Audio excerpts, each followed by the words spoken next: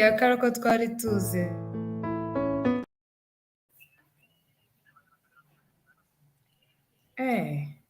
Uriya umubonyeho icyatanu? Yego.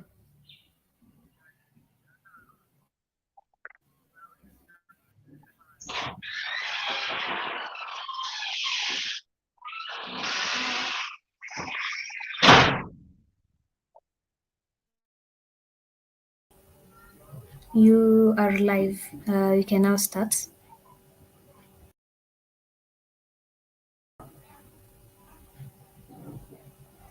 Good morning, everyone. Good afternoon, good evening from where you are. Thank you for joining us today. Sarah, Samuel, Bonnet, and Vivian will be hosting this. Sarah and Vivian will be hosting this LinkedIn live, Facebook Live, and YouTube Live, and they'll be picking it up. And our guest today is Bonnet. Sarah, you can pick this up. So, once again, good evening, everyone. Good morning. Hope all of you are doing well from wherever you are. We're glad to have you here today. And we have our remarkable guests making a significant impact in agriculture. So kindly please welcome Bonnet Eshimwe, the founder and CEO of Fast Fruits Company Limited based in Kirehe, Rwanda. Bonnet company specializes in cultivating avocados with a focus on two distinctive varieties. The renowned Hass avocados, known for their dark green, bumpy skin, and the slightly smaller avocados distinguished by their green skin with darker spots, offering a unique flavor profile with higher water content and lower fat levels. Bonnet is a successful entrepreneur and a passionate advocate for sustainable agriculture as well as empowering local communities.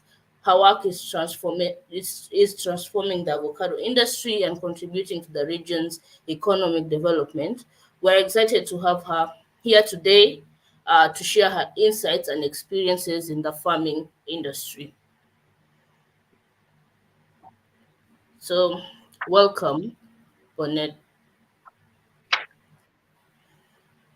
And now I welcome Vivian to take it from there. Thank you. Hi, good evening. Bonnet, can you tell us about yourself? Kindly tell us who Bonnet is, your background in agriculture, and what inspired you to pursue your career in agriculture. Sorry, there's a problem with networks. Maybe you can come again. Okay, And the I was question. asking, I was asking you to tell us about yourself. Kindly tell us your background in agriculture and what inspired you to pursue your career in agriculture.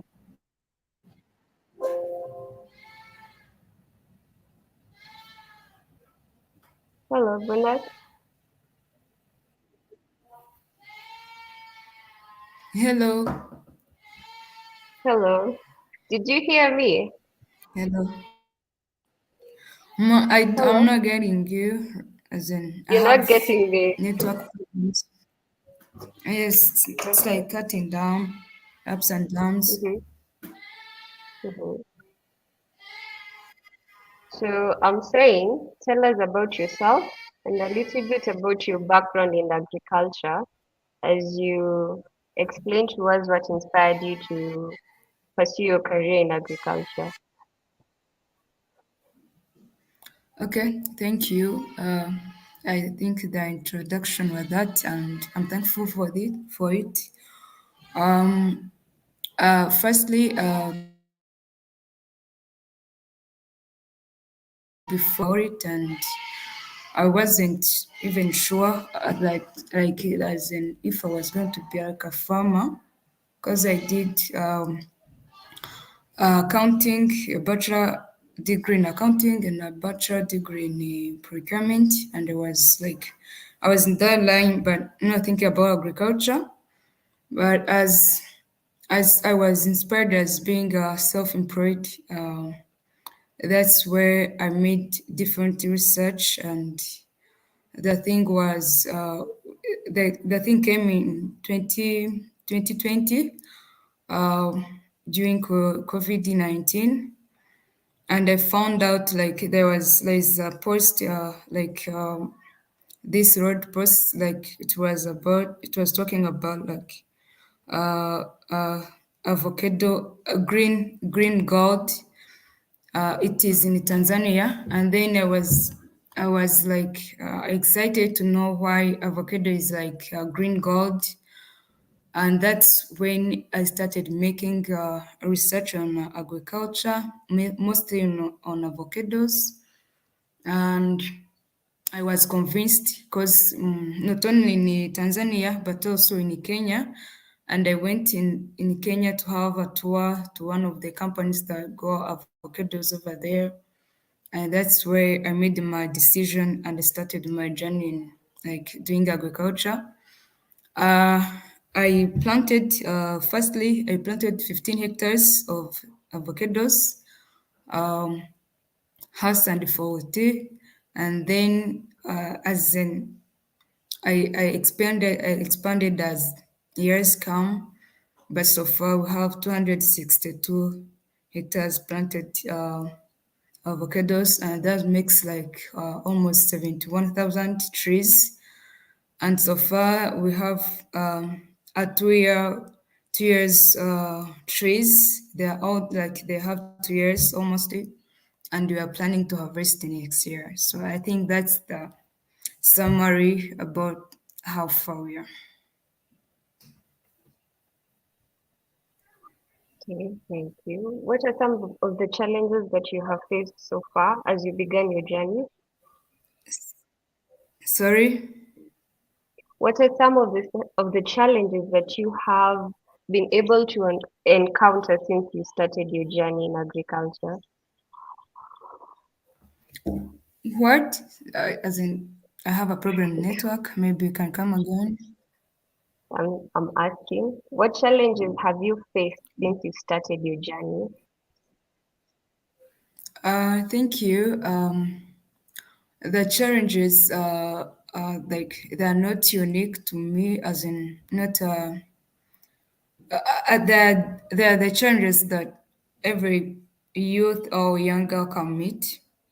Firstly, I made like some changes like inadequate changwa or insufficient financial, as in financial support was like not enough. Again, before doing this, I consulted many people and these like many government officials for the support.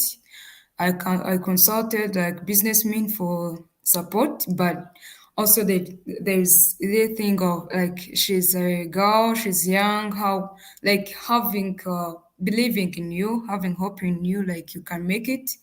It's also a big challenge to youth and girls mostly.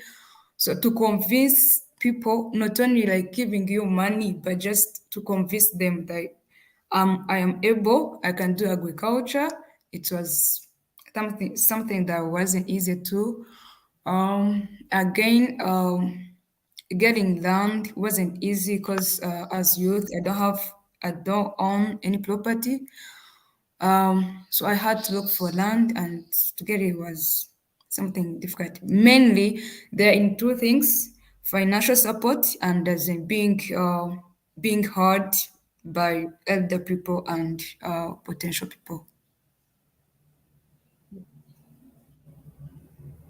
Okay, thank you. So, what is your source of inspiration currently? My source of inspiration, I don't think so, but it's me believing that I am a girl, but I can do different things as like men, like people believe in men or boys. I think I have to believe in myself, and that's the motivation I ever have in my life. I don't believe in people, but I believe in me. So that's the most inspiration I have. Does that mean that you have no role models that you look up to? Sorry? Do you have any role models that you look up to? People who Uh, help you? Thank you. My I may say like my role model is my father and my family too in general. We are oriented family and businessmen always work hard. So that's the my role models because I think I saw how they could work when were young and how they achieved their goals and how they said their things. So that was the and that's still my role models. So I don't think anyone is. Uh-huh. You had talked about finances as a challenge. So, have you benefited from any mentorship or support program so far as you started? So far, not yet. I haven't, as in, I have been, I have decided to be somehow quiet, just to, because before I started, when people couldn't understand my idea, and still now to say that I have 262 hectares, something like weird. People don't believe it, so they're undermined or take you as not seriously or lying. So that's why you keep your things in your privacy, and I haven't so far got any financial support just because of I don't want it to be on public so far, but I'm trying. Okay, so how do you feel young women in agriculture are perceived by the society? I think young women were able, because I have met different young women doing agriculture. We are able, but what I can add on more is like we have to believe in ourselves. We have like all we can in our hands. Like it's not a matter that we're not boys.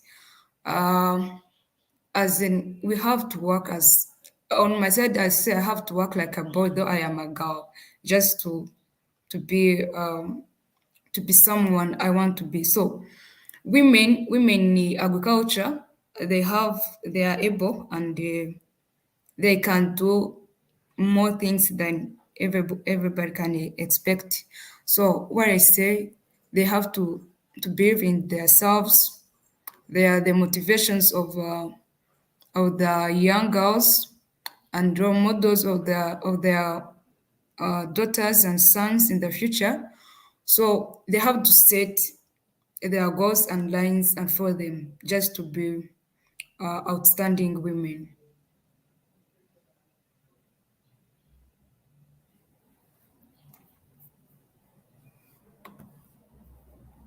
Sarah? Okay. So, your story is truly inspiring to some of us who are looking into venturing into agriculture. Okay, personally, I am looking into getting into agribusiness right after school. So, my question then will be, what can you say is the most significant achievements that you have made so far in your journey and something that you truly feel like you're proud of? And if you were to share that to the young women out there seeking to get into this field, they'll be inspired now to get into agriculture. Okay, thank you. I may say like being self-employed, it's like something achievement I have achieved because 60% of Rwandans are youth and most of them are not as in employed. And also, we say employed, there some are employed, but we can imagine if you are paid 100,000 living in Kigali, how do you, as in, how, if you count your expenses, how do you, do you spend and what do you mean with? So I have been like, I am able not to be among those because you may end up without even 100 coin but I'm self-employed and I have employed more than now I have permanent workers, 10, 15, 15 permanent workers, and I use almost above 50 workers as in temporary workers. So apart from being self-employed, I have also provided employment to other youth or the people around. Within these 262 hectares, I work with like local farmers. They had like this land was in like I may say it was poor and they couldn't like uh, use it efficiently and get like enough production. But after joining them and teaching them like how we can grow avocados, they also grow other crops and now their land is being efficient used. So far I work with 420 farmers uh, where they have 177 hectares on their own and working as outgrowers of our farm, our company. Again, I have achieved address also to youth. It's like a big achievement because you are whenever you go you go and ask you what do you do and fail to get something like you do, you are seen as someone not useful in the society. But I'm useful, and also I'm inspiring the youth to join those who dropped out school. Some I have helped them to join the school because of they see what I have achieved, and I'm being their role model so far. So not yet within 2 years, I haven't achieved a lot, but they are enough. Amazing. So you mentioned that you have quite a number of people that are working in your farm. How were you able to get these people to come together and form that community and work with you and also believe in your dream? Because you said that you faced some challenges in trying to get people to believe in your dream in venturing agriculture. But how did you then get these young people now to participate in your journey and be able to work with you? And if you can specify, are they both women and men, or is it just women? Um, um, Thank you.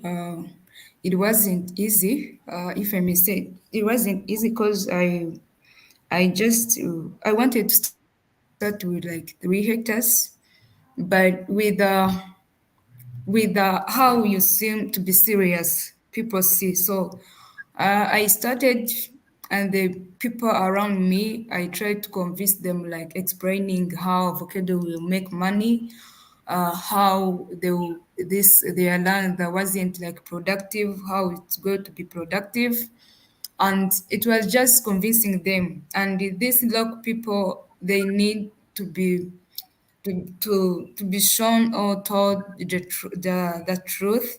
And also I moved from home. My family lives in Kigali, but I moved from there to come and live in this village, just to be near with them, just to be like them. Yeah, once they see you around, they believe in you, they take you as their daughter. So it's not like a big deal, but just knowing how to live with your neighbors and how to convince them. Just that was the only thing, because they bring their land and I don't like financially buy it. So I just work on how to get trees to give them, and every work, and they do every work remaining. Amazing, amazing. Um, Now more into your side of we know that okay, being a social entrepreneur is very demanding. It can be draining. I mean, personally, I haven't even started working full time as a social entrepreneur, and some of the stuff that I do, I usually just give up midway. And then I could understand that agriculture probably is often like demanding long hours and hard work. So personally, how are you able to balance like your career and personal life and ensuring that you don't like spend most of your time just working, but you also have time to relax and enjoy with family and friends?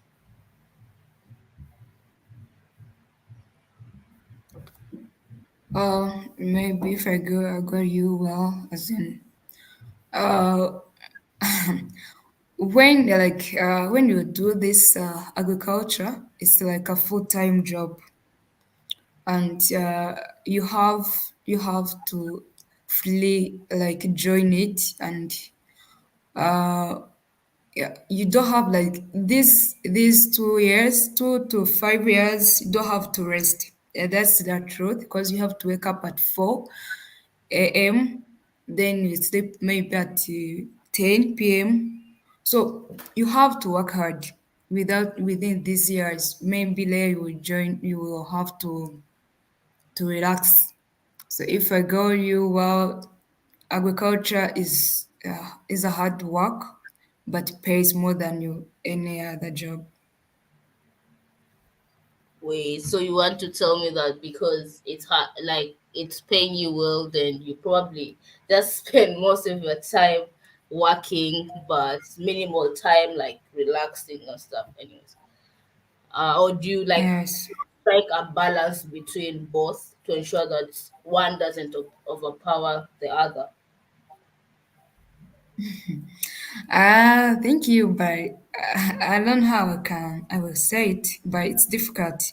Always agriculture, hard working will be uh, more. We have a high percentage than resting or doing any other thing apart from agriculture. And the thing is, it's because it's a beginning, and always beginning has a lot of work to do. So after 5 years, that's where I will spend like a month or more without even reaching at the farm because everything will be set. But now we have to build system that has to work even the time we will not be around. So since you are still struggling with financial support, you're struggling with the markets, you're struggling with convincing people, you're struggling with expanding, you are struggling with different things. So that's why you have to work hard. But by the time you started harvesting, you employ other workers who will be like who are specialized in all that work, and then you get enough time to rest. But now I can't give you hope that you can in a week, in a month you can get like 2 days to rest in a month. Wow. Okay. I cannot say I'm really inspired to join because that means that it's a lot of hard work that I'll have to put in. Like, What I can say, okay, sorry, but what I can say, these projects are big projects, and project for 1,000 years. They are not just projects for one day, and the project of one day, like being paid salary, that's the most of young, that's most of youth, that's the thing we want, but that doesn't last for long. But I can tell like an avocado tree at least can last for 50 years. So I'm working for 5 years, hard working, clear, very hard working, but for 45 years, I will be harvesting. So the inspiration there is that, like, I am still energetic and still young, but in 10 years to come, I will not be like this. I will be old, I'll have children, I will be having a lot that I don't have today. So better to invest in my mind, my energy, my everything now, just to harvest in 10 years and 20 years to come. So that's for these projects, that's the big inspiration. more than being paid 500,000 200 francs and you spend it within a month. Next month, you don't have any coin. So I don't think that's the inspiring job I can like tell you, then join this and leave agriculture. So agriculture is more uh, it's more sweet and it's more enjoyable when you love it. Amazing. Okay, so the goal here is to look at the long term, yeah, benefits of it, not the short term. I get it. Now, before I hand it over to Vivian to continue, I'd like to learn more about the kind of like innovation you guys have employed in your farming to ensure that there is sustainability. I was Come saying, again. yeah, for sure, for sure. I was just saying now. I just want to understand what is there like a kind like of a specific innovation that you guys have put or rather integrated in your farming practices to ensure that there is stability um, and ensure that you guys have the intended yield of avocados. I don't know if that's clear.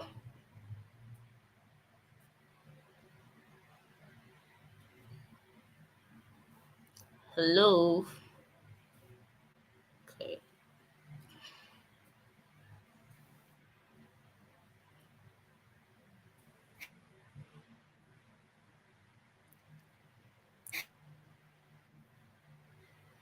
Okay. Think we might have Sorry. lost her.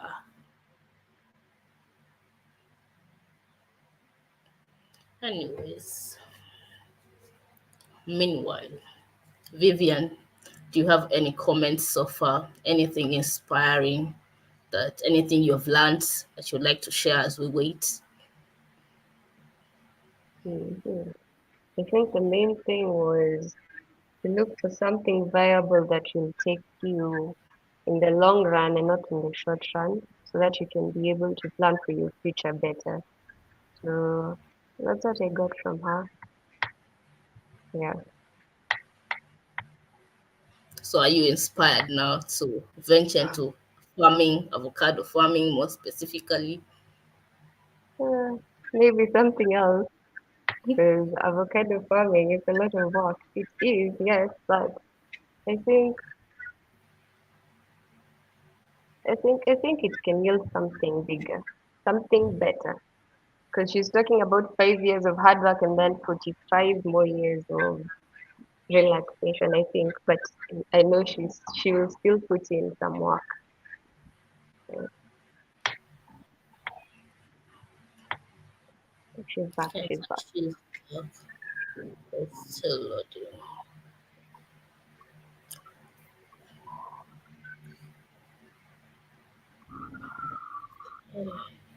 Hi, kind of like Hello. close you for a minute. Welcome back. We kind of like lost you for minutes, but yeah, as I was saying before, I hand it over to Vivian. So I just wanted to understand the kind of like technology innovation that you guys integrate in your farming practices to ensure that there's stability and make sure that you have that intended avocado harvest because you said you haven't really harvested yet, but you intend to harvest.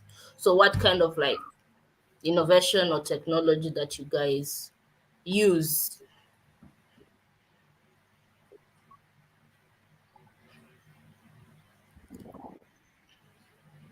Sure, if you had me.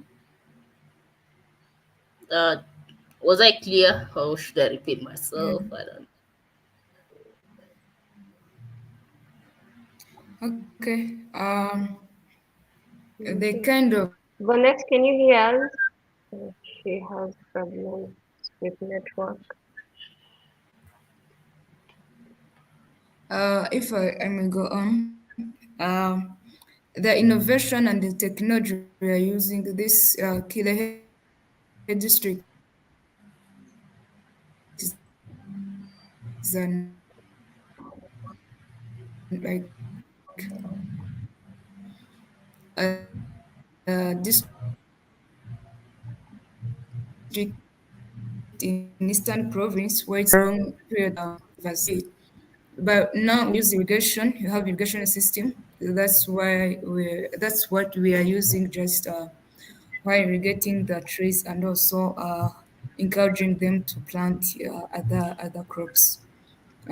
So far, we have irrigation system, and we are planning also to have to install drips irrigation system, which is drip.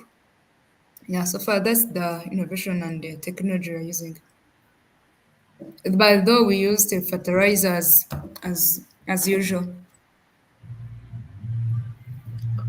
Thank you so much for your insights. Now I'll welcome my co-host or partner to take it over from there. Thank you so much. Welcome.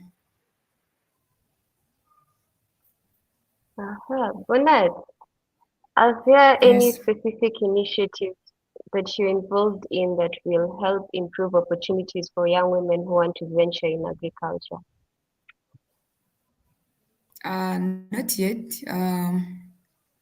Cause I'm still building myself too, and still gathering support too. But the people around me, the youth around me, I encourage them to work with me where I provide trees, I give them fertilizers and make a follow up on the pesticides. That's the thing I'm using, but specifically, I haven't as in initiated any group, a specific group that I'm using to support them. I have a company, and they are under my company as outgrowers. Would you say that it has brought about a positive change in Thank you. promoting the young women? Hello. Bonnet? Hello. I don't think she can hear me. Uh-huh. She's having some connection issues. Yeah. Yes, it has because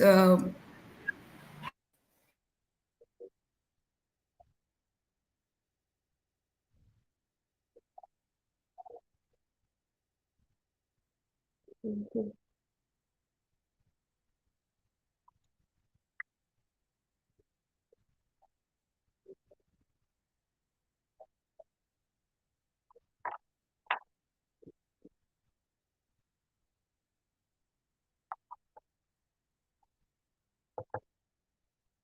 Bonnet, are you here?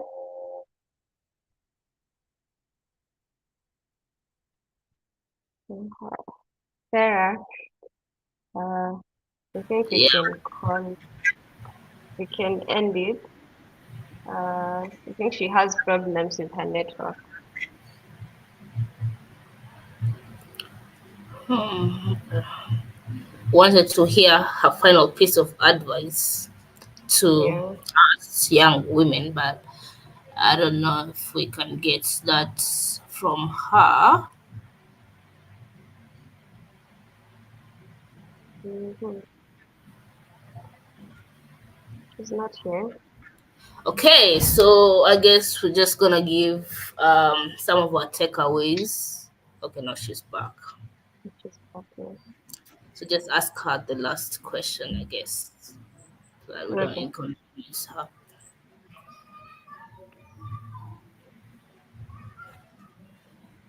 Hi, Bonnet.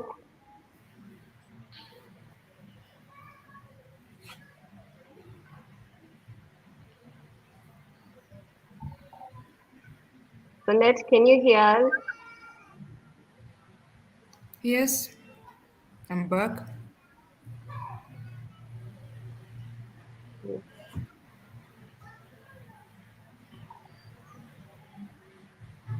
Okay. Yes, she can hear you, so I think you can go ahead and ask her the question as we wind up. So, Bonnet, any advice that you'd like to share with the young women who are interested in agriculture?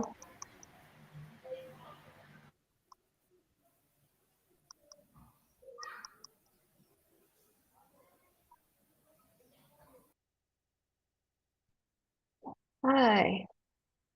I think, Sarah, we can share our takeaways now as we wind up.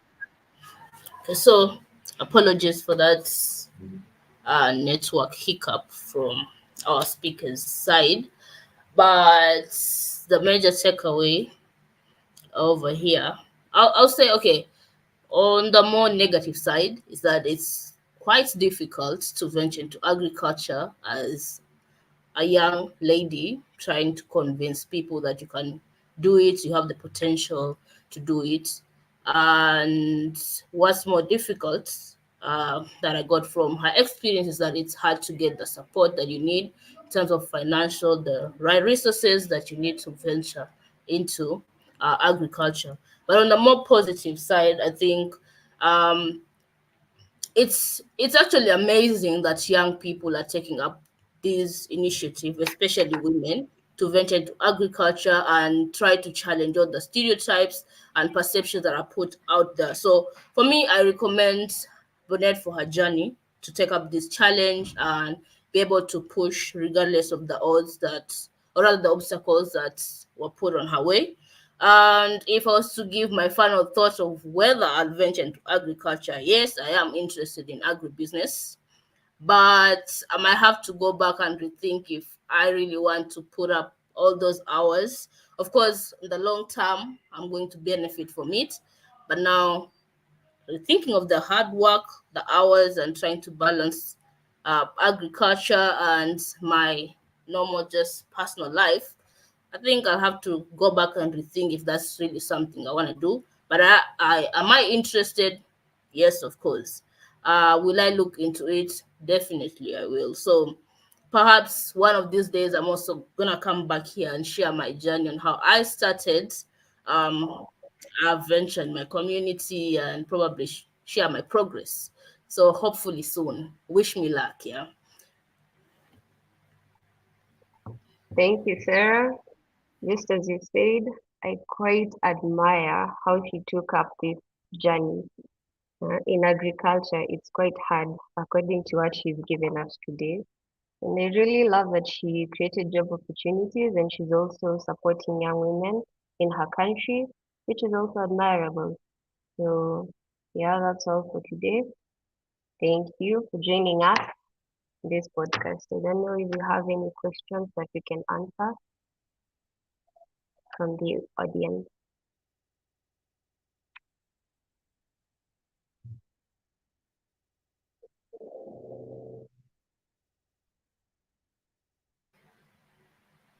Okay, with that being said, I doubt we have any questions. So, again, once again, thank you guys. Thank you everyone who joined us today and created time to hear what uh, Bonnet had to share about her journey. And let's all support her in 2 years' time. As she said, she will be harvesting her avocado. So, if you're in Rwanda or everywhere, and you feel like you really need to support her in her venture, please do go ahead and do that. Reach out on LinkedIn and start that conversation. And guys, women out there, we can still do it. We can venture into agriculture despite the odds. So thank you again and have a lovely evening, morning, afternoon, from wherever, depending on wherever you're joining from. So bye, everyone. Until next time.